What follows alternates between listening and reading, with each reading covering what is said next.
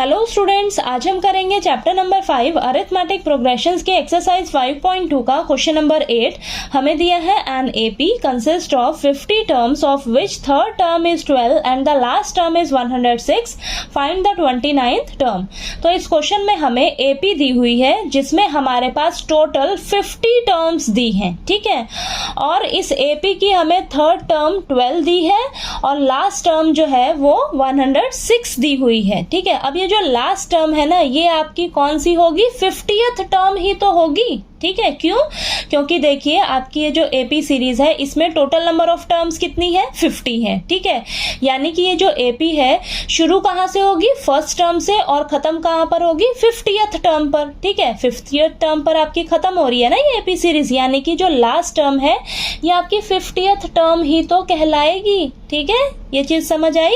यानी कि आपको इस क्वेश्चन में क्या क्या गिवन है वो लिख लेते हैं हम सॉल्यूशन में। सबसे पहले देखिए हमें थर्ड टर्म 12 दी है, यानी कि A3 हमें कितना दिया हुआ है? 12, ठीक है। और लास्ट टर्म यानी कि 50th टर्म, इस एपी में टोटल 50 टर्म्स हैं, तो लास्ट टर्म आपकी कौन सी होगी? 50th टर्म ही तो होगी, ठीक है। यानी कि A50 आपको कितना दिया हुआ है? 106, ठीक है। तो आपने कंफ्यूज बिल्कुल नहीं होना है कि लास्ट टर्म आपकी कौन सी टर्म होगी, ठीक है। बस आपने ध्यान देना है इस एपी में आपके पास 50 टर्म्स हैं, टोटल नंबर ऑफ टर्म्स 50 है, तो आपकी जो लास्ट टर्म होगी वो 50th टर्म ही होगी, ठीक है। यानी कि A50 आपको 106 दिया हुआ है, ठीक है।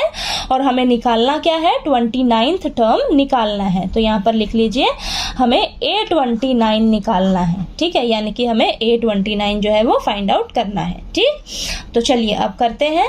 अब मैंने आपको एक चीज बताई है ना कि आपको कोई भी टर्म निकालनी हो एपी सीरीज की तो आपको क्या करना होगा? फर्स्ट टर्म A और कॉमन डिफरेंस D, ये दो चीजों का जो वैल्यू है वो आपको फटाफट से निकालनी होगी, ठीक है। जैसे ही आपको A और D का वैल्यू पता लग जाएगा तो आप कोई भी टर्म जो है वो निकाल सकते हो एपी सीरीज की, ठीक है। तो चलिए देखिए यहाँ पर A3 थर्ड टर्म हमें दी हुई है 12, तो A3 हमें क्या दिया हुआ है? 12, ठीक है। यानी कि अब थर्ड टर्म A3 को आप क्या लिख सकते हो? A+2D, ठीक है। A+2D किसके इक्वल हो जाएगा? 12 के। तो ये देखिए आपकी क्या हो जाएगी? ये फर्स्ट इक्वेशन, ठीक है। नेक्स्ट आपके पास क्या दिया हुआ है? 50th टर्म, यानी कि A50 कितना दिया हुआ है? 106। तो इसे हम क्या लिख सकते हैं? A+49D, ठीक है, इज इक्वल टू 106। तो ये हो जाएगी सेकेंड इक्वेशन, ठीक है। इसे सेकेंड इक्वेशन मान लेंगे। अब हम क्या करेंगे? इन दोनों इक्वेशंस को फटाफट से सॉल्व करेंगे, ठीक है। तो यहाँ पर हम लिख लेते हैं solving first and second equation, ठीक है। तो हमारे पास देखिए फर्स्ट इक्वेशन क्या है? A+2D इज इक्वल टू 12 और सेकेंड इक्वेशन क्या है? A+49D इज इक्वल टू 106, ठीक है। तो चलिए इन दोनों को सॉल्व करते हैं। तो ये देखिए सबका साइन चेंज कर लेते हैं, प्लस का साइन है माइनस का हो जाएगा, यहाँ भी माइनस का और यहाँ भी माइनस का, ठीक है। तो ये प्लस का A माइनस का A कैंसिल हो जाएगा, प्लस का 2D है और माइनस का 49D है, तो सॉल्व होके हमारे पास आएगा माइनस का 47D, ठीक है। प्लस का 12 है, माइनस का 106 है, प्लस माइनस माइनस होएगा और यहाँ पर माइनस का 94 आएगा, ठीक है। साइन का आपने बरोबर ध्यान देना है, ठीक है। बड़ा नंबर जो है उसी का साइन लगेगा आपका, ठीक है। तो देखिए अब नेक्स्ट क्या हम करेंगे? माइनस का 47 D के साथ है तो इस साइड जाकर डिवाइड में चला जाएगा, ठीक है। तो D का वैल्यू क्या आ जाएगा यहाँ पर? D is equal to -94 upon में यहाँ पर -47, ठीक है, डिवाइड में आ जाएगा ये, ठीक है। अब ये माइनस से माइनस कैंसिल हो जाएगा और ये आपस में कैंसिल होंगे 2 पर, ठीक है। यानी कि आपके पास D का वैल्यू कितना निकल कर आ जाएगा? 2, ठीक है। D की वैल्यू 2 आ गई। अब हम क्या करेंगे? फटाफट से D की वैल्यू जो है वो किसी भी इक्वेशन में रखकर A की वैल्यू निकालेंगे, ठीक है। तो यहाँ पर लिख लीजिए आप, put the value of D is equal to 2 in equation first equation में मैं रखने जा रही हूँ। तो देखिए लिखिए A+2D इज इक्वल टू 12, ठीक है। ये आपकी फर्स्ट इक्वेशन है।